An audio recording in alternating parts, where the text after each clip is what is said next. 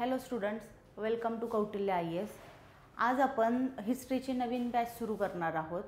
याआधी आपण आपल्या अकॅडमीमध्ये बऱ्याच बॅचेस ऑलरेडी सुरू आहेत. जसं की जॉग्रॉफीची खूप एक्सलंट फॅकल्टीची एक बॅच सुरू आहे. इंग्लिशचे बरेचसे लेक्चरची आपली एक बॅच सुरू आहे. तशीच आपण एक नवीन बॅच सुरू करत आहोत आजपासून हिस्ट्रीची, ज्याच्यात आपण MPSC जो राज्यसेवेचा जो न्यू पॅटर्न आहे, ज्याच्यात आपल्याला GSची जी मेन्सची एक्झाम आहे त्याच्यात GSचे 4 पेपर आहेत. त्यात हिस्ट्री हा एक टॉपिक आहे आपल्याला. त्यामध्ये आपल्याला डिस्क्रिप्टिव्ह पॅटर्ननी ती एक्झाम द्यायची आहे, आन्सर रायटिंग करायची आहे आणि त्याच एका उद्देशाने आपण ही बॅच सुरू करत आहोत, बरोबर. तर आजपासून मी हिस्ट्रीचे लेक्चर सुरू करणार आहे. हिस्ट्री आपण 3 पार्टमध्ये घेणार आहोत, जसं आपल्या सिलेबसमध्ये सुद्धा आहे. मी लास्ट लेक्चरला सांगितलेलं की तुम्ही अंडर ग्रॅज्युएट आहात किंवा जस्ट ग्रॅज्युएशन झालेलं आहात किंवा जस्ट 1 वर्ष झालेलं आहे, तुम्ही MPSC राज्यसेवेचा किंवा UPSCचा अभ्यास सुरू केलेला आहे, तर सर्वात पहिले तुमची फर्स्ट स्टेप ही असणार आहे की तुमचा सिलेबस कितपत लक्षात आहे किंवा तो सिलेबस जो आहे त्या सिलेबसचा तुमचा कितपत अभ्यास झालेला आहे. सिलेबसमध्ये जो टॉपिक सब टॉपिक दिलेला आहे त्याच्या अभ्यासाबद्दल आपण इथं बोलत नाही आहोत. जो सिलेबस आहे, जो कंटेंट त्या सिलेबसमध्ये दिलेला आहे तो तुम्हाला किती जास्त फेमिलियर आहे, बरोबर, त्याचा किती अभ्यास केलेला आहे, तो किती ओळखीचा झालेला आहे तुमचा, हे खूप महत्त्वाचं आहे. सिलेबस एकदा ओळखीचा झाल्यावर तुमच्या लक्षात येणार आहे की हिस्ट्रीचा जो एक पार्ट आहे आपल्या सिलेबसमध्ये, बरोबर, तर तो त्यांनी 3 पार्टमध्ये डिवाइड केलेला आहे, एन्शियंट, मिडावल आणि मॉडर्न हिस्ट्री, बरोबर. तर सुरुवातीला आज आपण लेक्चर सुरुवात करणार आहोत. तिथे मी थोडंसं इंट्रोडक्शन देणार आहे की हिस्ट्री टॉपिकचा आपण अभ्यास कसा करणार आहोत, आपल्याला किती वेळ लागणार आहे हिस्ट्री पार्ट कव्हर करण्यासाठी, किंवा जे आपण आता लेक्चर घेणार आहोत तर ते लेक्चर झाल्याच्या नंतर तुमचा रोल काय असणार आहे, ॲक्च्युअलमध्ये तुम्हाला काय काम करायचं आहे, बरोबर. तर सर्वात पहिले हिस्ट्रीचं जर वेटेज आपण बघितलं तर दरवर्षी, जसं आता मागच्या एक 4-5 वर्षाचा जर अभ्यास केला, प्रिव्हियस इयर क्वेश्चन पेपरचा अभ्यास करा हे मी खूप आवर्जून सांगितलेलं तुम्हाला आणि तुमच्यापैकी बऱ्याच जणांनी ती सुरुवात केली असेल.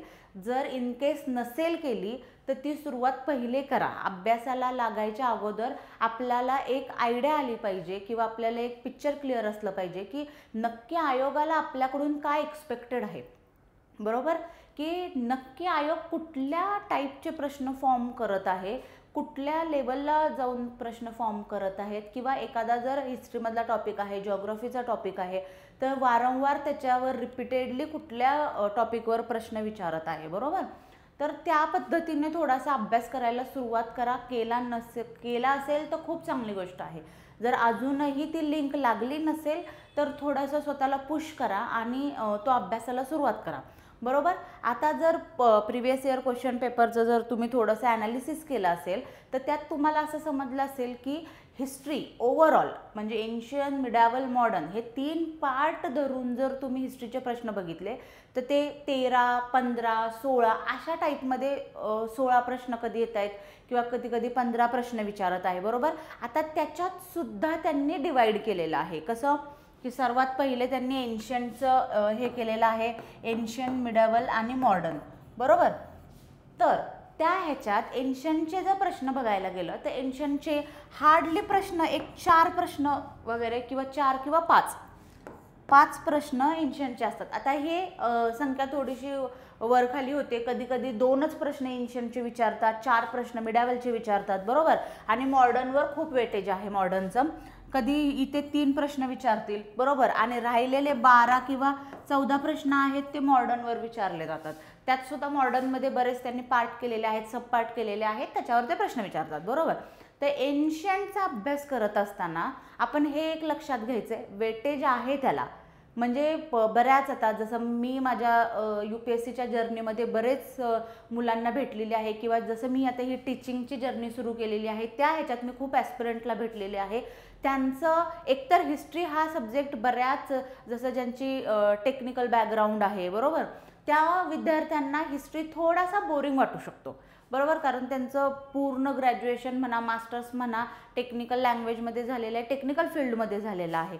हिस्ट्री वाचणं थोडंसं बोरिंग वाटू शकतं आणि मग त्यावेळेस लोकांचा कल कसा होतो की मॉडर्नला जर वेटेज जास्त आहे तर मी मॉडर्नचा अभ्यास करतो, जास्त फोकस मॉडर्नवर करतो आणि एन्शियंट मिडेवलला थोडंसं साईडला ठेवतो. ओके, हे काही अंशी बरोबर आहे, मी असं नाही म्हणणार की ते पूर्णतः बरोबर आहे. ह्याचं कारणही मी तुम्हाला सांगते. जर एन्शियंट आणि मिडेवल तुम्ही पूर्णपणे साईडला ठेवलं, ठीक आहे, ते तुम्हाला प्रिलिम्सला हेल्प होणार आहे की मॉडर्नचे तुम्ही जास्त प्रश्न अटेम्प्ट कराल आणि ते क्लिअरन्स तुमचा जास्त वाढेल, बरोबर. पण ज्या वेळेस तुम्ही मेन्सला जाणार आहात तर मेन्सला तर तुम्हाला एन्शियंट मिडेवल मॉडर्न हे तिन्ही याचे प्रश्न विचारले जाणार आहेत आणि ते तुम्हाला तिथं लिहिता आले पाहिजेत, बरोबर. ते लिहिता तेव्हाच येणार आहे ज्यावेळेस तुमचं बेसिक क्लिअर असणार आहे, ज्यावेळेस तुमचं फाउंडेशन थोडंसं पक्कं होणार आहे, बरोबर. तर ती सुरुवात मला असं वाटतं की आत्ता कुठल्या तरी एका सब्जेक्टला तुम्ही एक चांगलं इम्पॉर्टन्स देत आहात किंवा एक चांगलं वेटेज आहे म्हणून त्याच्याकडे जास्त फोकस करत आहात आणि दुसरीकडे थोडंसं कमी होत आहे, असं होऊ नये, बरोबर. थोडंसं जसं वेटेज आहे त्याप्रमाणे त्याच्यावर फोकस करून जर आपण कंटिन्यू केलं तर आपला स्टडीही थोडासा सिस्टमॅटिक पद्धतीने थोडा फ्लोने चालणार आहे आणि एक ते मनात जो आपलं एक सॅटिस्फॅक्शन आहे की बाबा हिस्ट्री हा पूर्ण ओव्हरऑल सिलेबस माझा कव्हर झालेला आहे, बरोबर. तर ते सॅटिस्फॅक्शन एक येणार आहे. दुसरी गोष्ट, ओव्हरऑल हिस्ट्रीचा जो सब्जेक्ट आहे, जो पार्ट आहे, त्याचं जे क्लॅरिफिकेशन आहे किंवा त्याचे जे एक काय म्हणणार, एक आपली हिस्ट्रीवर जे कमांड येणार आहे ती खूप जास्त चांगल्या पद्धतीने येणार आहे ज्यावेळेस आपण हा फ्लो सुरू करणार आहोत किंवा हा फ्लो फॉलो करणार आहोत. तुम्ही जर डिरेक्टली मॉडर्नवर उडी मारत आहात तर कुठेतरी अभ्यास करताना पाठीमागे थोड्याफार गोष्टी या मिस होणार आहेत, त्या मिसकन्सेप्ट तुमच्या होणार आहेत, म्हणजे तुमच्या कन्सेप्ट क्लिअर होणार नाही आहेत आणि तो कुठेतरी अभ्यासाला फरक पडतो, परिणाम त्याचा होतो. हे मी पर्सनली अनुभव घेतलेले आहेत, मी बऱ्याच विद्यार्थ्यांशी बोललेले आहेत, त्यांचेही हे अनुभव मी ऐकलेले आहेत आणि त्यामुळे मी तुमच्यासोबत ही गोष्ट शेअर करत आहे, बरोबर. आता सर्वात पहिले आपण आपली जी बॅच सुरू करणार आहोत ती हिस्ट्रीची बॅच सुरू करणार आहोत आणि त्यातल्या त्यात आपण सर्वात पहिले एन्शियंटपासून सुरुवात करणार आहोत, बरोबर. आता एन्शियंट हिस्ट्री, ज्याला आपण प्राचीन भारताचा इतिहास असं म्हणत आहोत, बरोबर. मराठी पूर्ण शुद्ध मराठीत म्हणायचं झालं तर आपण प्राचीन भारताचा इतिहासाला पहिले सुरुवात करणार आहोत. आता मला सांगा नक्की हिस्ट्री म्हणजे काय. बरंच आता आपल्याला ओके ठीक आहे, आपण अभ्यासाला सुरुवात केलेली आहे, प्राचीन भारताचा इतिहास आहे, मध्ययुगीन भारताचा इतिहास आहे किंवा आधुनिक भारताचा इतिहास आहे, मस्त पुस्तकं गोळा केलेली आहेत, सिलेबस बघितलेला आहेत, वेगवेगळ्या क्लासेसचे इन्स्टिट्यूटचे नोट्स आपण गोळा केलेले आहे, बरोबर. पण नक्की हिस्ट्री म्हणजे काय, आपण शाळेपासून शिकत आलेलो आहोत, बरोबर. आपल्याला 5वी 6वी 7वी पासून इतिहास सुरू झालेला आहे तसं आणि त्यातल्या त्यात आपण महाराष्ट्राचा इतिहास बघायला गेलो तर तो खूप गर्वाने सांगणारा इतिहास आहे आपला, बरोबर. पण नक्की इतिहास म्हणजे काय आहे, बरोबर. तर इतिहास म्हणजे एकदम साध्या आणि सोप्या, एकदम साध्या आपल्या बोली लँग्वेजमध्ये जर सांगायचं झालं तर भूतकाळात ज्या गोष्टी घडून गेलेल्या आहेत, बरोबर. भूतकाळात ज्या गोष्टी घडून गेलेल्या आहे त्याचा जो अभ्यास झालेला आहे, बरोबर, त्याला किंवा त्या गोष्टी ज्या घडून गेलेल्या आहेत त्याला आपण इतिहास म्हणत आहे, बरोबर. तर इतिहास म्हणजे ज्या भूतकाळातल्या गोष्टी, जसं मी म्हणत आहे की भूतकाळातल्या ज्या घडून गेलेल्या गोष्टी आहेत. फॉर एक्झाम्पल, भूतकाळ म्हणजे आपण लगेच आता 5 दिवसा पाठीमागचं नाही बोलत आहेत, बरोबर. कितीतरी हजारो लाखो वर्षा पाठीमागच्या इतिहासाचा, भूतकाळाचा आपल्याला अभ्यास करायचा आहे एकदम सिंपल लँग्वेजमध्ये, बरोबर. तर त्याच्यामुळेच मी हे केलेलं आहे की आता इतिहास आहे, ठीक आहे, आपल्याला समजलेलं आहे की आपल्याला इतिहासाचा अभ्यास करायचा आहे, पण कसा, बरोबर. आपण जो म्हणतो की मानव हा पहिले जंगलात राहत होता, मनुष्य जंगलात राहत होता, बरीच इव्हॅल्युएशन त्या मानवामध्ये होत गेलेली आहेत आणि त्याच्यानंतर आजचा जो आधुनिक काळातला जो माणूस आहे तो आज असा दिसत आहे, बरोबर. पण प्राचीन काळामधला जो माणूस होता जो म्हणजे जंगलात राहत होता किंवा त्याच्याकडे त्या कला अवगत नव्हत्या, जसं की लिखाणाची कला अवगत नव्हती, त्याचा स्वतःचा जो उदरनिर्वाह आहे तो करण्याची ती कला त्याच्याकडे तेवढ्या प्रमाणात अवगत नव्हती, बरोबर. फॉर एक्झाम्पल, जसं की आपण म्हणत आहे की बऱ्याच आता आपण शाळेत सुद्धा शिकलेलो आहोत की प्राचीन भारताचा जो इतिहास आहे किंवा ज्याला आपण प्रागैतिहासिक इतिहास म्हणणार आहोत, बरोबर, ज्याच्यात माणूस हा भटकंती करत होता, माणूस हा जंगलात राहत होता, माणूस हा म्हणजे शिकार करून त्याचं पोट भागवत होता किंवा पोट भरत होता, ठीक आहे. तर तो जो अभ्यास आहे, बरोबर, इतिहासकारांनी काही अभ्यास केला, त्याच्यावर काही संशोधन केली, पण ते संशोधन करत असताना त्यांना कुठल्या तरी गोष्टीचा एक बेस घेऊन चालावं लागला असेल किंवा एक मीडियम घेऊन चालावं लागलं असेल, त्या लाईननी त्यांनी अभ्यास केलेला आहे, बरोबर, किंवा त्या वेळेने त्यांनी अभ्यास केलेला आहे की नक्की इतिहासाचा अभ्यास त्यांनी केलाय कसा, त्यांना कशी ही माहिती भेटली की बाबा असं प्राचीन भारतातला माणूस असा राहत होता, अश्मयुगीन काळातला माणूस असा राहत होता, तो दगडाचा वापर करत होता, तो दगडांचा वापर हत्यारं म्हणून किंवा प्राण्यांची जी हाडं होती त्याचा वापर हत्यारं म्हणून करत होता, हे समजलंय कसं, ठीक आहे, त्याला कुठली कला अवगत होती हे कसं समजलेलं आहे, बरोबर. तर सर्वात पहिले जर आपल्याला हिस्ट्रीचा अभ्यास करायचा आहे, बरोबर, तर त्याचे काहीतरी ना आपल्याला इतिहासकारांनी जो अभ्यास करताना जे मीडियम्स त्यांनी यूज केलेले आहेत, ठीक आहे, त्या म्हणजे जे काय म्हणतात त्याला, जे मीडियम्स आहेत किंवा जे साधनं त्यांनी यूज केलेली आहेत, बरोबर, त्या साधनांमुळे आपल्याला समजलेलं आहे की बाबा प्राचीन काळातला माणूस, बरोबर, तो असा राहत होता किंवा त्याला अशी कला अवगत होती. हे आपले सगळे एक अजम्पशन्स आहेत. आपण आता त्या काळात जाऊन राहिलेलो नाही आहे, बरोबर, ते आपण तिथे जे पुरावे सापडलेले आहेत आपल्याला, आपण त्याच्यावरून एक अज्युम केलेलं आहे की अच्छा त्या काळातला माणूस ह्या पद्धतीने राहत होता किंवा त्याची जीवनशैली जी होती ती ह्या पद्धतीची होती, त्याला ही कला अवगत होती. हा फक्त आपण एक काय म्हणणार त्याला, एक अज्युम केलेली गोष्ट आहे तिथे भेटलेल्या पुराव्यावरून, बरोबर. तर ते पुरावे कसे किंवा कुठल्या मीडियममधून ते पुराव्यांचा अभ्यास केलेला आहे, बरोबर. तर सर्वात पहिले इथं मी तुम्हाला सांगते, जसं की इथे दिलेलं आहे, इतिहासकारांनी इतिहासाचा अभ्यास केला कसा, कशावरून केला, बरोबर, कुठल्या साधनांचा वापर केला. तर त्याच्यात सर्वात महत्त्वाचं येते शिलालेख. शिलालेख, स्तंभलेख, गुहांमध्ये नैसर्गिकरित्या तयार झालेल्या गुहांमध्ये माणूस राहत होता, हे आपल्यापैकी बऱ्याच लोकांना माहिती असेल. आपण शाळेतला इतिहास जो शिकलेला आहोत त्या इतिहासामध्ये ह्या गोष्टी आहेत की जंगलात जर माणूस राहत होता तो नैसर्गिकरित्या तयार झालेल्या गुहांमध्ये किंवा एखाद्या डोंगर माथ्यावर किंवा नदी काठच्या जागेवर जिथे थोडंसं त्याला सेफ वाटत असेल त्या ठिकाणी तो त्याचं वास्तव्य करत होता, बरोबर. तर त्याप्रमाणे तेथेच जसं हे ताम्रपट, ठीक आहे, ती म्हणजे मी सांगायचा माझा प्रयत्न काय आहे की जी साधनं त्यांनी यूज केलेली आहेत, बरोबर, त्या साधनांमध्येच हे शिलालेख एक आहे, स्तंभलेख आहे, ताम्रपट म्हणून एक आहे. आणि ह्या गोष्टींवरून काय झालेलं आहे, आता ठीक आहे, हे शिलालेख वगैरे हे जर घेतलं तर हे थोडं अजून पुढच्या काळातल्या गोष्टी आहेत, पण ह्याच टाईपमध्ये जसं आता हे गुहालेख आहे, बरोबर. आता ह्या माणूस हा गुहेमध्ये राहत होता हे कसं समजलेलं आहे, तर मध्य प्रदेशमध्ये खूप जणांना आपल्याला माहीत आहे की भीमबेटका नावाचं एक जागा आहे, ठीक आहे. त्या ठिकाणी बऱ्याच म्हणजे त्या ठिकाणी बऱ्याच दगडांवर किंवा गुहा भेटलेल्या आहेत आणि तिथे मानवांनी म्हणजे इतिहासकारांनी हे सांगितलेलं आहे किंवा त्यांनी खूप ठिकाणी तिथे अभ्यास केलेला आहे की गुहांमध्ये मानवांनी, त्या काळातल्या मानवांनी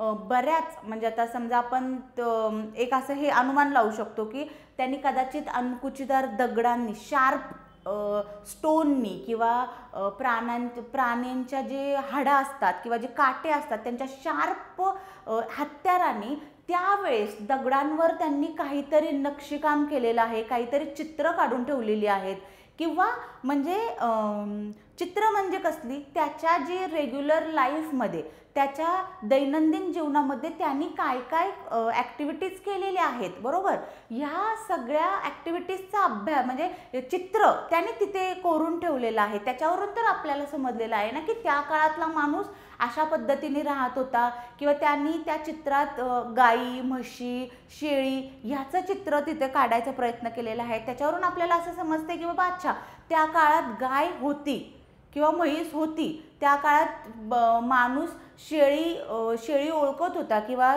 त्या काळात त्याच्यासोबत शेळी होती, बरोबर. ह्या गोष्टीचा अभ्यास, किंवा नदी त्यांनी तिथे चित्र काढलेलं आहे, नदीचं चित्र काढलेलं आहे, किंवा आपल्या एखाद्या ग्रुपचं शिकार करण्याचं, एखाद्या प्राण्याचा शिकार करत आहे ह्याचं चित्र काढलेलं आहे. आणि त्याच्यावरूनच आपल्याला समजलेलं आहे की बाबा त्या काळातला जो माणूस होता, बरोबर, त्या काळातल्या माणसाला ह्या कला अवगत होत्या. कुठली? चित्रकलाची, बरोबर. तर त्याचप्रमाणे जसं टाईम पुढे चालत गेला त्यावेळेस शिलालेख आले, स्तंभलेख आले आणि ताम्रपट आले, बरोबर. आता हे जे आपण हे चुकलेलं आहे त्या हा जो आपण हे बघत आहे तो शिलालेख आहे, बरोबर. अशोकाच्या काळामध्ये बऱ्याच म्हणजे अशोकाच्या काळात त्यांनी बऱ्याच ठिकाणी असे हे शिलालेख तयार केलेले होते, किंवा हे असे ताम्रपट तयार केलेले होते, हे स्तंभलेख तयार केलेले होते, सॉरी, आणि हे असे शिलालेख तयार केलेले होते, ज्याच्या ह्या साधनांचा वापर करून इतिहासकारांना ही गोष्ट समजलेली आहे की बाबा तिथे म्हणजे ह्या शिलालेखावरून, ठीक आहे, ह्या स्तंभलेखावरून किंवा ह्या शिलालेखावरून ही गोष्ट समजलेली आहे की बाबा त्या काळाचा जो राजा होता किंवा ते जे साम्राज्य होतं ते किती जास्त प्रगतिशील होतं, बरोबर, किंवा किती डेव्हलप्ड होतं, बरोबर. आपण नॉर्मल लँग्वेजमध्ये जर बोलायला गेलं तर ते किती डेव्हलप्ड होत झालेलं होतं, बरोबर, की त्यावेळेस त्यांना ह्या कला अवगत होत्या. त्यांनी त्यांच्या जे राज्याचे जे विशिष्ट काही गुण होते किंवा विशिष्ट काही गोष्टी होत्या त्या जसं या शिलालेखावर त्यांनी लिहून ठेवलेल्या आहेत, किंवा नाणी तयार केलेली होती त्यांची, तर त्या नाण्यांवर त्यांनी बरेच त्यांचे जो एक तिथला स्पेशल त्यांचा ॲनिमल होता म्हणा, एक मिनिट, किंवा मग नाण्यांवर त्यांनी त्यांच्या वेगवेगळे मेसेज लिहिलेले आहेत, किंवा तिथल्या राज्यातले जो राजा होता त्याची नावं लिहिलेली आहेत, राज्यातलं एखादं स्पेशल मॉन्युमेंट होतं ते तिथं छापलेलं आहे, बरोबर. तर अशा प्रकारे इथे म्हणजे त्यावेळेसच्या लोकांनी बरेच असे पुरावे सोडून गेलेले आहेत जे आपल्या उत्खननांमधून भेटलेले आहेत इतिहासकारांना. आणि त्याच्यानंतर हा जो सगळा इतिहासाचा अभ्यास आहे जो त्यांनी स्तंभलेखावर उतरून ठेवलेला किंवा शिलालेखावर त्यांनी लिहून ठेवलेला ह्याचा अभ्यास इतिहासकारांनी केलेला आहे, बरोबर. आता सर्वात महत्त्वाचं आपण ह्या लेक्चरमध्ये एक ओव्हरऑल एक इंट्रो घेत आहोत की नक्की इतिहासात आपल्याला अभ्यास काय करायचा आहे, बरोबर. तर त्याच्यात मी तुम्हाला सांगते की जसं आता आपण समजलं आपल्याला इतिहासाचा अभ्यास करण्यासाठी काहीतरी साधनांचा उपयोग करायचा आहे, काहीतरी कोणत्या तरी साधनांचा अभ्यास करायचा आहे. तो अभ्यास म्हणजे त्या साधनं म्हणजे जसं की हे मी तुम्हाला सांगितलं स्तंभलेख आहे, बरोबर, हा शिलालेख आहे आणि हा एक ताम्रपट म्हणून एक आहे. तर त्यावरून इतिहासकारांनी अभ्यास केलेला आहे आणि तो त्याचाच अभ्यास जो इतिहासकारांनी जो अभ्यास केलेला आहे तो आता अभ्यास आपल्याला करायचा आहे, बरोबर. एवढी सिंपल गोष्ट आहे, बरोबर. आता हे झालं, ठीक आहे. जसं मी तुम्हाला सांगितलं की इतिहासाचा अभ्यास करण्यासाठी काहीतरी साधनं आहेत, बरोबर. तर त्या साधनांमध्ये सर्वात पहिले आपण बघितलं की काहीतरी स्तंभलेख आहेत आपल्या. आपण इंडियाचा विचार करूयात फक्त ह्या तात्पुरत्या ह्याच्यात आपण इंडियाचा विचार करू की आपल्या भारतामध्ये स्तंभलेख आहेत, बरेच आहेत, ठीक आहे. त्याच्यानंतर शिलालेख खूप ठिकाणी सापडलेले आहेत, ताम्रपट खूप ठिकाणी सापडलेले आहेत. ह्याच्यावरून आपल्याला समजत आहे की बाबा पाठीमागच्या काळात काहीतरी एक साम्राज्य घडून गेलेलं आहे, एक राजा एक चांगलं राज्य सुशासन राज्य म्हणून त्यांनी काम केलेलं आहे, बरोबर.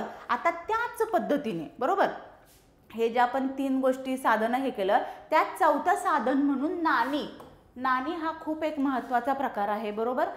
प्रत्येक जसं राज्य होत गेलेलं आहे एखाद्या राजाने त्याच्या राज्यात किंवा त्याच्या त्या शासन काळात बरीच नाणी तयार केलेली आहेत. त्या नाण्यांमध्ये तांब्याची नाण्यांचा खूप जास्त उपयोग झाला होता, काही दगडाची नाणी त्यांनी तयार केलेली होती, बरोबर, चांदीची, सोन्याची, अशी बरेच धातूची नाणी तयार करून त्यांनी आपल्या त्या राज्यात म्हणजे वापरायला सुरुवात केलेली आणि तीच नाण्यांचा नंतर जेव्हा आपल्याला उत्खननांमधून ती नाणी ज्यावेळेस आपल्याला सापडलेली आहेत किंवा ती नाण्यांचा ज्यावेळेस अभ्यास केलेला आहे त्या नाण्यांवरून बऱ्याच गोष्टी क्लिअर झालेल्या आहेत किंवा बऱ्याच गोष्टी आपल्याला नव्याने कळालेल्या आहेत, बरोबर. जसं इथं आहे की बघा समुद्रगुप्त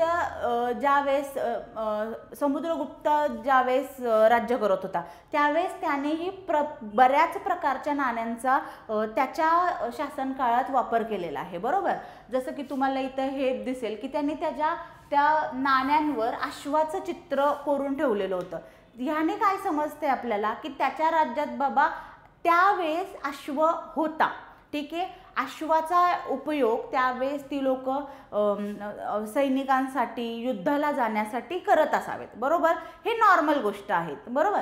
तर त्यावेळेस असं समजते आपल्याला की त्या नाण्यांवरून जे त्यांनी तिथं चित्र कोरलेले आहेत किंवा एखाद्या प्राण्याचं चित्र कोरलेलं आहे, एखादा मेसेज दिलेला आहे, तर त्या मेसेजवरून आपल्याला समजत आहे की त्यांची लेखनाची जी कला होती ती किती अवगत होती, ती कुठली लिपी वापरत होते किंवा कुठली लिपी यूज करत होते, बरोबर. ह्या गोष्टींचा अभ्यास आपल्याला नाण्यांवरून होतो. दुसरी गोष्ट ही की जसं आता ही चौथं झालं नाणी. पाचवं आपल्याला सर्वात महत्त्वाचं बघायला गेलं तर प्रत्येकाला माहिती आहे आपल्याला वाङ्मय, बरोबर.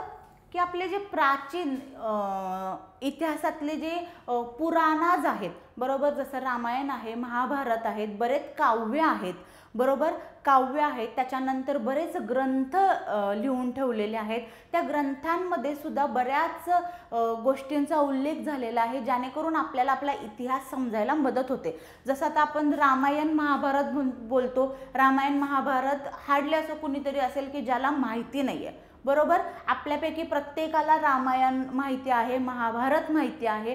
त्याच्यात जो इतिहास लिहून ठेवलेला आहे तो त्याची ओळख आपल्याला आहे, बरोबर. जसं की बऱ्याच ठिकाणी जसं हे धर्मग्रंथ आहेत, बरोबर.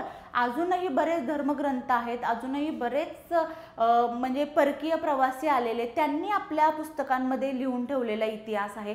अशी बरेच गोष्टी आहेत, बरोबर. जसं आपण पहिले हे केलं की साधनं होती ज्याच्यात तसे आलेख होते, शिलालेख होते, स्तंभलेख होते, ताम्रपट होते, ज्याच्यावरून आपल्याला आपला इतिहास समजत गेलेला आहे. चौथा होता नाणीचा एक प्रकार आहे ज्या नाण्यांवरून आपल्याला समजलेलं आहे की बऱ्याच ठिकाणी कसं राज्य चाललेलं, कुठली लिपी त्यांची अवगत होती किंवा कुठल्या काळात होती ती लोक, बरोबर. त्याच्यानंतर ती मूर्तीपूजा करत होते, कुठली म्हणजे एक उपासनाचं त्यांचं साधन काय होतं, बरोबर.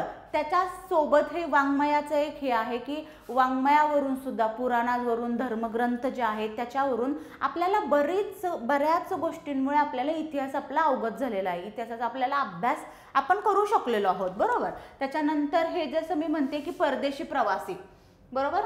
हे परदेशी प्रवासी जे आहेत ज्यांनी बऱ्याच त्यांच्या ह्याच्यातून पुस्तकातून त्यांच्या कामातून बऱ्याच भारतातला जो इतिहास आहे तो त्यांनी तिथे लिहून ठेवलेला आणि त्या पुस्तकावरून आपल्याला समजलेलं आहे की किती भारत जो होता की किती जास्त डेव्हलप्ड होता प्राचीन काळामध्ये. ती संस्कृती जी आपली होती ती किती जास्त डेव्हलप झालेली होती, मानवाला कुठल्या कुठल्या कला अवगत होत्या, बरोबर. या सगळ्या गोष्टींचा अभ्यास आपल्याला तिथं ही जी साधनं आहेत त्याच्यावरून होतोय. जसं की मी म्हटलं की हे परकीय प्रवासी आलेले आणि त्या प्रवाशांनी त्यांच्या काही पुस्तकांमध्ये भारताचा उल्लेख केलेला आहे, भारताचा इतिहासाचा उल्लेख करून त्यांनी काहीतरी गोष्टी नमूद करून ठेवलेल्या आहेत, बरोबर. त्याचंच एक उदाहरण जर बघायचं झालं तर अल-बिरुनी नावाचा एक परकीय प्रवासी होता, बरोबर, जो 11व्या शतकात आलेला पर्शियावरून, बरोबर. त्यांनी हे तारिक अल हिंद हा भारताच्या इतिहासाचा एक पुस्तक लिहिलेलं होतं, तारिक अल हिंद.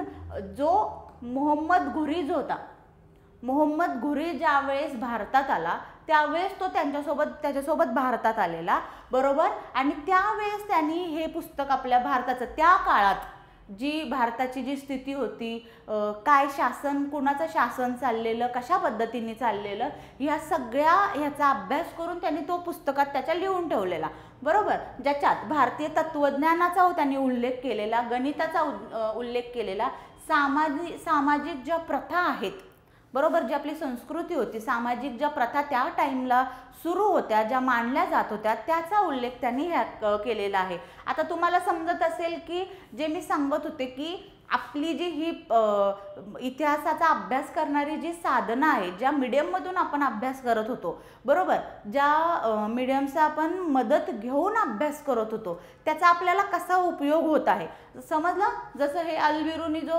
प्रवासी आलेला, त्यांनी हे जे लिहून ठेवलेलं आहे त्याच्यामुळे आपल्याला समजत आहे की आपल्या त्या काळातल्या ज्या गोष्टी होत्या, त्या काळातलं जे कामकाज जसं काय चालत होतं, त्या काळात भारतामध्ये कुठल्या कुठल्या गोष्टी होत्या अवेलेबल, त्या होत्या. जसं भारतीय तत्त्वज्ञान, बरोबर, इंडियन फिलॉसॉफी त्या काळातली त्यांनी लिहून ठेवलेली होती आणि त्याचा उपयोग आपल्याला आत्ता होतो, आपल्याला हेल्प होती आहे. आपल्याला इन द सेन्स इतिहासकारांना ज्यांनी तो अभ्यास केलेला आहे आणि तो अभ्यास खूप मॉडरेट वेनी सिम्पल लँग्वेजमध्ये आता आपल्याला करायचा आहे, बरोबर. दुसरा जो आलेला तो होता इब्न बतूता. बऱ्याच लोकांनी ह्याचं नाव ऐकलं असेल, बरोबर. हिस्ट्रीमध्ये खूप जास्त फेमस झालेला माणूस आहे हा, जो 14व्या शतकात आलेला मोरोक्कोमधून, आणि त्यांनी जे पुस्तक लिहिलेलं आहे रिहला, बरोबर. हे जे आहे ना, हे जे मी नावं सांगत आहे तुम्हाला, उद्या जाऊन तुम्हाला परीक्षेमध्ये ह्याच्या जोड्या लावामध्ये प्रश्न येणार आहे, बरोबर. ह्या जर प्रिव्हियस इयरचं तुम्ही जर थोडंसं ॲनालिसिस केलं असेल तर हमखास 3 ते 4 प्रश्न तुम्हाला ह्या टॉपिकवर, हे जे दोन आत्ता जस्ट मी 2 नावं सांगितलेली आहेत, असे बरेच आहेत आणि आपण ते पुढच्या लेक्चरमध्ये त्याचा अभ्यास पण करणार आहोत स्पेसिफिकली. तर ह्या गोष्टीचा हे जे आहेत टॉपिक, ह्याच्यावर प्रश्न येतात असं सांगायचं मला, की ह्याच्यावर प्रश्न येतात, बरोबर. हा मोहम्मद बिन तुगलकच्या कारकिर्दीमध्ये आलेला, बरोबर. आणि त्यावेळेस त्यांनी दिल्ली सल्तनत, भारतीय संस्कृती आणि प्रशासनाचं वर्णन त्याच्या ह्या रिहाला पुस्तकात केलं. जे त्यांनी पुस्तक लिहून ठेवलेलं, जो प्रवास वृत्त होता त्याच्यात त्यांनी जी दिल्लीची सल्तनत कशी काम करत होती, भारताची संस्कृती त्यावेळेस कशी होती आणि प्रशासनाचं वर्णन त्यांनी त्यावेळेस केलेलं होतं, बरोबर. आता हा झालाय आपला एक इतिहासाचा अभ्यास करण्याचे साधनांचा अभ्यास, बरोबर, की कुठल्या साधनांनी आपण इतिहासाचा अभ्यास केलेला आहे, बरोबर. आता आपल्याला सुरुवात करायची आहे, जो मेन आपला टॉपिक आहे प्राचीन भारताचा इतिहास, बरोबर. प्राचीन भारताचा इतिहास, आता आपण त्याचा अभ्यास कुठल्या साधनांनी केलेला आहे हे आपल्याला माहिती आहे. आता तिथे कुठल्या गोष्टी स्पेसिफिकली होत्या, बरोबर, त्याचं काय म्हणतात, काय म्हणणार त्याला, शब्दात आठवेना, त्या गोष्टीचा इतिहासकारांनी कसा अभ्यास केलेला, कुठल्या गोष्टी तिथे अवेलेबल होत्या किंवा मानवाला तिथे कुठल्या गोष्टींचा वापर करून त्यांनी त्याचा जीवन प्रवास पूर्णपणे सुरू केलेला किंवा नव्याने कुठल्या कला त्यांनी अवगत केलेल्या, ह्या गोष्टीचा आता आपण अभ्यास करणार आहोत, बरोबर. जसं आता इथं आहे की प्राचीन इतिहासातले 2 प्रकार पडतात, बरोबर. प्राचीन इतिहासातले 2 प्रकार आहेत आणि हा आपण बऱ्याच वेळा पहिले सुद्धा म्हणजे ओके. आता सर्वात महत्त्वाचं जिथे आपण सुरुवात करणार आहोत, प्राचीन भारताचा इतिहास, बरोबर. ज्यामध्ये आता सर्वात महत्त्वाचं हे थोडंसं मी तुम्हाला नंतर थोडंसं सांगते, त्याआधी तुम्ही लक्षात घ्या, जो आपला हा प्रागैतिहासिक कालखंड आहे, नाही सर्वात महत्त्वाचं इतिहासाचे 2 प्रकार आहेत, ओके. ज्याच्यात सर्वात पहिला येतोय प्रागैतिहासिक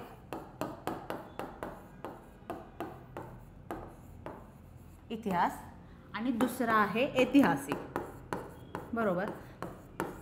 आता हा लक्षात कसा ठेवाल तुम्ही, जो प्रागैतिहासिक इतिहास आहे ज्याच्यात आपल्याकडे लिखित पुरावे काहीच नाहीयेत, बरोबर. ह्या ज्या प्रागैतिहासिक काळात आपल्याकडे लिखित पुरावे नव्हते, जे आपल्याला गुहांमध्ये जे चित्र भेटलेले आहेत, जे ताम्रपटावर, शिलालेखावर हे झालेले आहेत, नाही, जे फक्त गुहांमध्ये जे चित्र भेटलेले आहेत, बरोबर, जे दगडांवर, गुहांच्या भिंतीवर जे चित्र दिसलेले आहेत, त्यावरून, त्या चित्राच्या ह्याच्यावरून जो अभ्यास आपण केलेला आहे तो या प्रागैतिहासिक काळात केलेला आहे.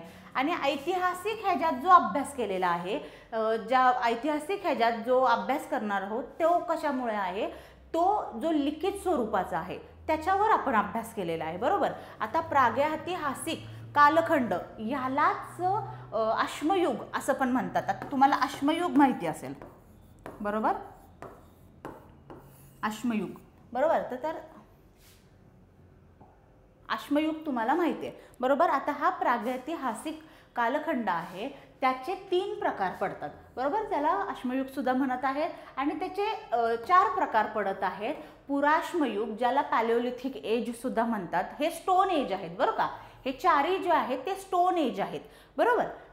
पुराश्मयुग हा सर्वात पुराणा, ठीक आहे, सगळ्यात म्हणजे जिथे मनुष्य हा भटक्या जमातीचा होता, बरोबर. जो भटकंती करत होता, जो जंगलात राहत होता, कंदमुळं खात होता, कपडे म्हणजे तो कपडे घालत नव्हता, त्याचं संरक्षण करण्यासाठी तो झाडांचा पाचोळा जो आहे तो यूज करत होता, बरोबर. दगडांचा वापर करत होता, हत्याराचं अजून त्याला तेवढं ते हत्याराचं ज्ञान त्याला तोपर्यंत अवगत म्हणजे ह्या काळात अवगत झालं नव्हतं, बरोबर. ह्या जे पॅलिओलिथिक पिरियड आहे, जो पुराश्मयुग आहे, त्या टाईममध्ये जो मनुष्य होता तो जंगलात राहत होता किंवा गुहांमध्ये राहत होता. प्राण्यांची शिकार करणंही त्याला तोपर्यंत म्हणजे शिकार इन द सेन्स की कसं की एखादा प्राणी मेलेला आहे किंवा जंगलात त्याची शिकार झालेली आहे, त्या ह्याच्यावर तो त्याचं पोट भरवत होता. पण स्वतः शिकार करून किंवा मोठ्या प्राण्यांची ग्रुपमध्ये त्याच्या शिकार करून वगैरे ही कला त्याला अजूनपर्यंत अवगत झालेली नव्हती. तो ह्या काळात फक्त तो दगडाचा वापर करत होता छोटे मोठे कंदमुळं उकरण्यासाठी किंवा फळं खाण्यासाठी किंवा त्याच्या स्वतःच्या संरक्षणासाठी. एखाद्या जंगली प्राण्याने जर त्याच्यावर हल्ला केलेला आहे तर त्याच्या संरक्षणासाठी तो दगडांचा वगैरे वापर करत होता. पुराश्म काळातला जो माणूस होता त्याला तो एवढा जास्त डेव्हलप नव्हता किंवा त्याच्याकडे एवढी जास्त कला अवगत नव्हती, बरोबर. आता हा जो पुराश्म काळ आहे, बरोबर, जो पुराश्म काळ आहे तो इसवी सन पूर्व 9000 पर्यंतचा जो काळ होता, बरोबर. म्हणजे इसवी सन पूर्व. आता ह्या सगळ्याच्या आधी मी तुम्हाला एक टाईमलाईन सांगते, ज्या टाईमलाईनला धरून आपण आपल्या इतिहासाचा अभ्यास करणार आहोत, बरोबर. समजा हा आहे 0, इथं आपण 0 हे करत आहोत, 0 कन्सिडर करत आहोत. आणि इथे येशू ख्रिस्त जे होते, बरोबर, त्यांचा जन्म झालेला आहे, ह्याला 0 कन्सिडर करूयात आपण. आणि त्याच्या इकडचा जो कालखंड आहे त्याला इसवी सन पूर्व म्हणतात, बरोबर. ज्याला बिफोर ख्रिस्ट इरा, BC, बरोबर, ज्याला बिफोर ख्रिस्ट इरा, इसवी सन पूर्व असं म्हणतात. आणि जो ह्या टाईमचा इकडचा, बरोबर, त्याला AD, ॲनो डोमिनी किंवा इसवी सन असं म्हणतात. म्हणजे आता जो आपण आपला अभ्यास करत आहोत तो म्हणजे हा इसवी सन पूर्व, येशू ख्रिस्तांच्या जन्माच्या पूर्वचा जो कालखंड आहे. म्हणजे ही सगळी इतिहासातली लँग्वेज आहे, बरं का. ही इतिहासातल्या लँग्वेजचा आपण हे करत आहोत, इथं समजत आहोत. येशू ख्रिस्तांच्या जन्मापूर्वीचा जो कालखंड होता इतिहासातला त्याला इसवी सन पूर्व, बिफोर ख्रिस्ट इरा असं म्हणतात, बरोबर. आणि हा जो पुराश्म काळ जो आहे, जो पॅलिओलिथिक एज आहे, तो इसवी सन पूर्व 9000 वर्षापर्यंतचा होता, बरोबर. म्हणजे इकडचा, समजतंय, इकडचा होता. ओके. आता तुम्हाला समजलं की ह्या एजमध्ये किंवा ह्या जो काळ होता त्या काळात माणूस कसा राहत होता. आता हा कसा राहत होता हे आपल्याला कशावरून समजलेलं आहे की तो शिकार करत होता, तो भटक्या जमातीचा होता, तो जंगलात राहत होता, तो कंदमुळं खात होता किंवा फळं खात होता. जास्त शिकारीची जी कला होती ती त्याला अवगत नव्हती. हे कशावरून समजलेलं आहे. इतिहासकारांना ज्यावेळेस ते अभ्यास करत होते त्यावेळेस आपल्या भारतामध्ये बऱ्याच ठिकाणी असे काही जागा आहेत, बरोबर, असे काही नमुने तिथं भेटलेले आहेत दगडावर किंवा गुहेमध्ये. असे काही त्यांना चित्र भेटलेली आहेत. त्यावरून त्यांनी हा अभ्यास केलेला आहे की तिथला जो पुराश्म युगातला जो माणूस होता तो या पद्धतीने राहत असावा, बरोबर. एक ते अझम्पशन हे केलेलं आहे, बरोबर. आणि तो आता ह्या जो पुराश्म काळातला जो एखादा पुरावा जर तुम्हाला हे करायचा असेल, उदाहरण द्यायचं असेल, तर मध्य प्रदेशमध्ये मी जसं मागे सुद्धा सांगितलं, भीमबेटका म्हणून एक हे आहे, ठिकाण आहे, जिथे तिथल्या गुहांमध्ये ह्या गोष्टी म्हणजे चित्र भेटलेली आहेत, किंवा त्या चित्रांमध्ये असं दाखवलेलं आहे की तो फळं खातो आहे, की तो शिकार थोडं स्वतःचं संरक्षण प्राण्यांपासून करत आहे, ठीक आहे. ह्या प्रकारची चित्र त्या ह्याच्यावर गुहेमध्ये सापडलेली आहेत, बरोबर. त्यामुळे आपल्याला समजते की तिथं तो हत्याराचा वापर करत होता, पण एवढ्या प्रमाणात करत नव्हता, बरोबर. त्याचप्रमाणे तो म्हणजे प्राणी, त्या चित्रांमध्ये त्याने प्राण्यांचा उल्लेख केलेला आहे, चित्र काढलेली आहेत, त्याचं दैनंदिन जीवन जे होतं, बरोबर, दैनंदिन जीवनाचा त्याने तिथं उल्लेख केलेला आहे, बरोबर. शिकारीपासून तो जो बचाव करत आहे त्याचं त्याने चित्र तिथं काढलेलं आहे. ह्याच्यावरून आपल्याला समजत आहे की पुराश्म युगातला माणूस कसा असावा. ओके, ठीक आहे. आता ह्यामध्ये जर तुम्हाला पुराश्म युग, मध्याश्म युग, हे जे प्रागैतिहासिक काळाचा आपण जो अभ्यास करत आहोत, तो बऱ्याच ठिकाणी म्हणजे जो एन्शियंट हिस्ट्रीची NCERT आहे, बरोबर, त्यात खूप जास्त डिस्क्राईब करून सांगितलेलं आहे. किंवा जर आर्ट अँड कल्चरवालं, जेव्हा तुम्ही हे चित्र वगैरे जे तुम्हाला गुहेतले म्हणत आहे, ह्याचा उल्लेख म्हणजे ह्याचा पूर्ण जी इन्फॉर्मेशन आहे ती आपल्या आर्ट अँड कल्चरच्या NCERTमध्ये किंवा एन्शियंटची जी NCERT आहे त्याच्यात खूप डिटेलमध्ये सांगितलेलं आहे. आणि ह्याचा जो आता मी हे लेक्चर घेत आहे त्याची पूर्ण PDF सुद्धा आपल्या अकॅडमीच्या चॅनलवर तुम्हाला अवेलेबल केली जाणार आहे, आपल्या ॲपवरती अवेलेबल असणार आहे, बरोबर. तर तिथून सुद्धा तुमचा बराच आयडिया क्लिअर होऊ शकतो, इन्फॉर्मेशन अजून जास्त तुम्हाला भेटू शकते. किंवा मग आपल्या NCERT ज्या मी मेन सोर्स जे तुम्हाला अभ्यासाचा सांगितलेला आहे की स्टेट बोर्ड आणि NCERT सोडून ब्लाइंडली ट्रस्ट कुठल्या गोष्टीवर करायचा नाही आहे, तर ते ह्याच्यासाठी सांगत आहे की सर्वात महत्त्वाची जी इन्फॉर्मेशन जी तुम्हाला तुमच्या नोट्स मेकिंगमध्ये खूप जास्त हेल्प करणार आहे ती त्या स्टेट बोर्डमध्ये आणि NCERTमध्येच मिळणार आहे, बरोबर. दुसरा, आता ठीक आहे, हे दुसरा जर हे करायचं झालं, ओके, तुम्हाला ही टाईमलाईन समजली आहे का? टाईमलाईन तुम्ही थोडंसं तुमच्या ह्याच्यात समजण्यासाठी ड्रॉ करून घ्या, म्हणजे ज्याने तुमचं कन्फ्युजन राहणार नाही. आता आपण वाचतोय, ठीक आहे, ह्याआधी तुम्ही इतिहास वाचला असेल, बरोबर. इसवी सन पूर्व कितीतरी वेळा शब्द आलेला असणार आहे, बरोबर. इसवी सन हा शब्द कितीतरी वेळा आलेला असणार आहे, पण त्याची जी कन्सेप्ट होती, त्याच्या पाठीमागचं जे रिझन होतं, ठीक आहे, ते आत्ता समजलं असेल, क्लिअर झालं असेल. नसेल झालं तरी सुद्धा तुम्ही आपलं हे जे रेकॉर्डिंग आहे ते पुन्हा तुम्ही जे काही डाऊट्स असतील ते तुम्ही क्लिअर करण्यासाठी पुन्हा रेकॉर्डिंग बघू शकता. आणि तिथूनही तुमचे जर डाऊट्स क्लिअर नाही झाले तर आपल्या अकॅडमीचा नंबर आहे, आपली फॅकल्टी नेहमी तिथे अवेलेबल असते, कुठल्याही सब्जेक्टचं असू देत, ते जॉग्राफी असू दे, हिस्ट्री असू दे, सायन्स असू दे, इंग्लिश असू दे, कुठल्याही सब्जेक्टचा जर तुम्हाला एखादा डाऊट आहे किंवा क्लिअर होत नाही आहे कन्सेप्ट, तर एनी टाईम तुम्ही कॉल करू शकता, तिथे ऑफिसला भेटायला येऊ शकता आणि तुमचे डाऊट्स क्लिअर करून घेऊ शकता, बरोबर. ठीक आहे, आता नेक्स्ट आपण पुढे जाऊयात. मध्याश्म युग, बरोबर, त्याला मेझोलिथिक एज, स्टोन एज असं म्हणतात. मध्याश्म युगामध्ये काय आहे? मध्याश्म युग हा जो पुराश्म युग म्हणजे पुराश्म युग आणि नवाश्म युग ह्या दोन्ही मधला जो पिरियड आहे त्याला मध्याश्म युग म्हणत आहेत. आणि मध्याश्म युगामध्ये माणसाची थोडीशी प्रगती झालेली आहे.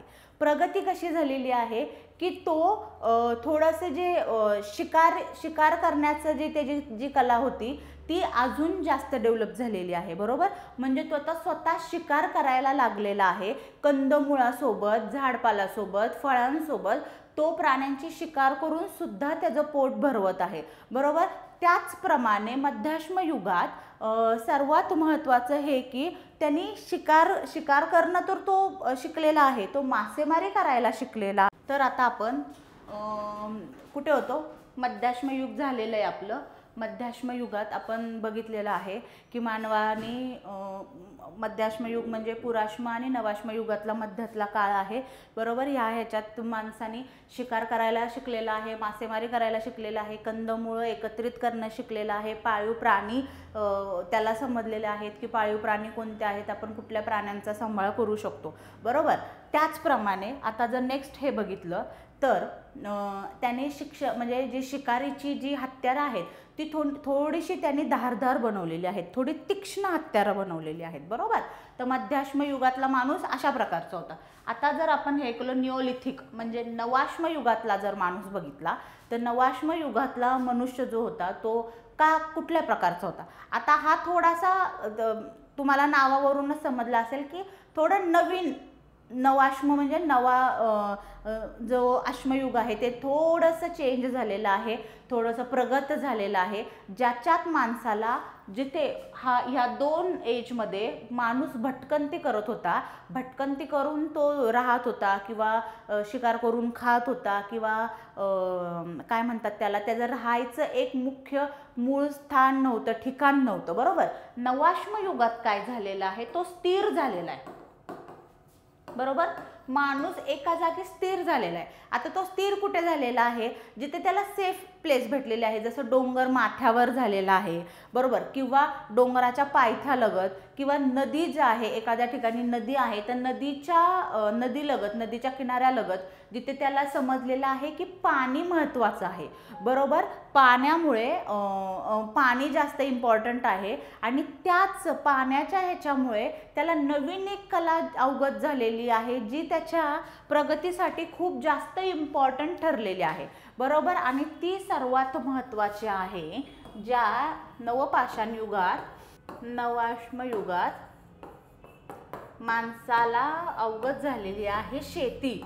सर्वात पहिले शेती कुठे जर माणूस शिकलेला आहे किंवा माणसाला शेतीबद्दल ओळख झालेली आहे तर ती या नवाश्म युगात झालेली आहे, बरोबर. आणि आता नवाश्म युगाचा जो कालखंड आहे तो कुठपर्यंत आहे, तर तो इसवी सन पूर्व 4000 ते 1500, बरोबर. एवढा जो कालखंड आहे 1500 पर्यंतचा हा कालखंड नवाश्म युगातला आहे, बरोबर.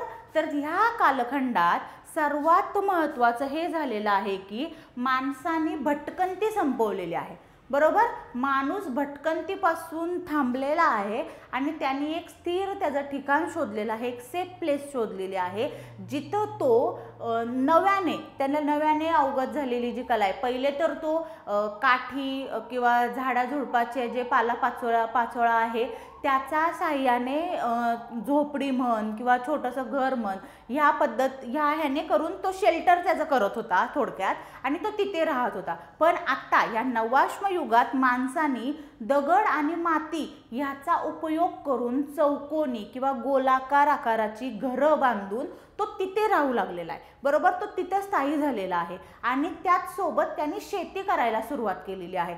शेतीची कला त्याला अवगत झालेली आहे, तो शेती करायला सुरुवात केलेला आहे. त्याचप्रमाणे त्यांनी पाळीव प्राणी सांभाळायला सुरुवात केलेली आहे, ज्याने त्याला दूध भेटायला लागलेलं आहे, त्याचं मांस भेटायला लागलेलं आहे. शेतीमुळे त्यांनी नवीन जे धान्य आहे ते उत्पन्न तो शिकलेला आहे आणि त्याच्यामुळे म्हणजे माणूस हा हळूहळू, आपण जसं म्हणतोय की माणूस हा सोशल ॲनिमल आहे, बरोबर. तर माणूस जो पहिला आपल्या पुराश्म काळापासून नवाश्म काळात येईपर्यंत जो भटकंती करून राहत होता किंवा जो एकटा राहत होता, ग्रुपमध्ये जरी राहिलं तरी वेगवेगळ्या ग्रुप किंवा 1 2 3 4 लोकांचा ग्रुप अशा टाईपमध्ये राहत होता. नवाश्म युगात तो माणूस एक म्हणजे काय म्हणतात, एक सोसायटी टाईप किंवा एक क्लब, एक त्यांचा समूह, त्या समूहात तो राहायला लागलेला आहे, तो शेती करायला लागलेला आहे. ह्याच्यात काय झालेलं आहे, माणूस मातीची भांडी सुद्धा तयार करायला लागलेला आहे, बरोबर. अग्नीचा सर्वात इम्पॉर्टंट आगीचा जो शोध लागलेला आहे तो ह्याच काळात लागलेला आहे नवाश्म युगात, बरोबर. ज्यामुळे माणसाचं आयुष्य थोडं स्थायी म्हणजे एक काय म्हणतात त्याला ठहराव आलेला आहे, एका ठिकाणी माणूस राहायला लागलेला आहे, ज्याने माणूस जास्त नवीन जास्त प्रगती करायला लागलेला आहे, बरोबर. सर्वात महत्त्वाचं हे की त्याने शेतीमधून गहू तांदूळ ह्या पिकांचं उत्पादन करायला सुरुवात केली होती, बरोबर. जेणेकरून तो थोडासा काय म्हणणार की प्रगत शेतकरीच्या वाटेवर चालायला त्यावेळेस त्यांनी प्रवासाला सुरुवात केलेली, बरोबर. त्याच्यानंतर जर नेक्स्ट बघाल तर सर्वात लास्ट आपलं जे आहे ते आहे ताम्रपाषाण युग. चाल्कोलिथिक पिरियड म्हणतात ह्याला, बरोबर. आणि तो ताम्रपाषाण युग. आता हे ताम्रपाषाण युग हे का म्हणत असतील, कारण इथे तांब्याचा शोध लागलेला आणि तांबे प्लस दगड, त्याच्यामुळे त्याला ताम्रपाषाण युग म्हणतात, बरोबर.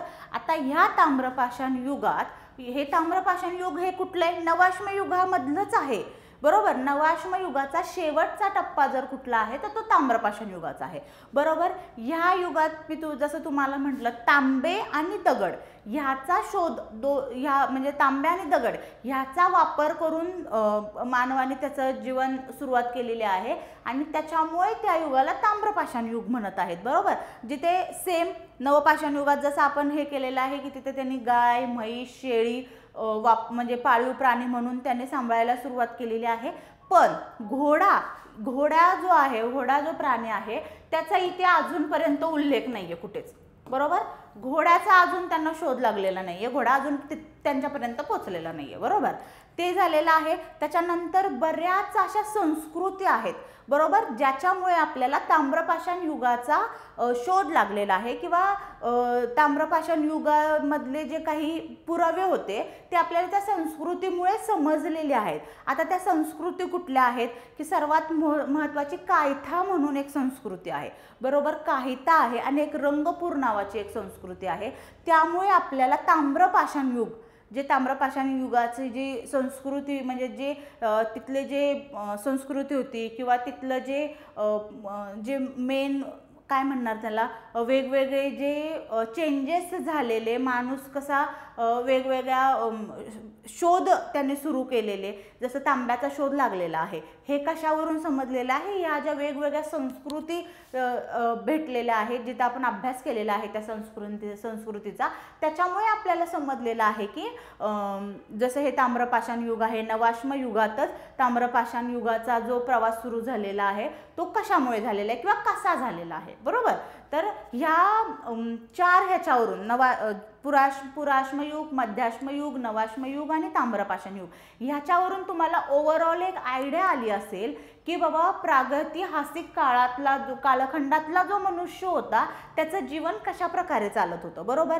आता मी तुम्हाला वारंवार सांगत आहे की ह्याच्यावर ना तुम्हाला क्वचित एक प्रश्न येईल, पण एक प्रश्न येणार आहे याचा अर्थ असा नाही आहे की त्याचा तुम्ही अभ्यास नाही करायचा आहे, कारण बऱ्याच मेन्सच्या क्वेश्चनमध्ये जर तुम्ही अदर स्टेट्सचे PYQs बघितले, स्टेट PCSचे किंवा UPSCचे जर PYQ बघितले तर ह्या टॉपिकवर प्रश्न आहेत, हमखास आहे. आणि MPSCचा आयोगसुद्धा ह्या टॉपिकवर प्रश्न विचारणार, मेन्सला सुद्धा. तर त्याच्यामुळे तुमची प्रिलिम्स आणि मेन्स ही आन्सर रायटिंगची आणि प्रिलिम्सची जी प्रॅक्टिस आहे ती थोडक्यात होण्यासारखा हा टॉपिक आहे. एक प्रश्न येईल किंवा 2 प्रश्न येईल आणि ते प्रश्नाचे जे मार्क्स आहेत ते आपल्या हातचे आहेत आणि ते आपल्याला जाऊ द्यायचे नाही आहेत. कन्फ्युजिंग बिलकुल टॉपिक नाही आहे. थोडा एकदा दोनदा वाचला, तुमच्या शब्दात जर त्याच्या नोट्स काढल्या तर तुमचे ते मार्क्स कुठेच जाणार नाही आहे, तुमचे मार्क्स तुम्ही स्वतः सिक्युअर करून ठेवणार आहात, बरोबर.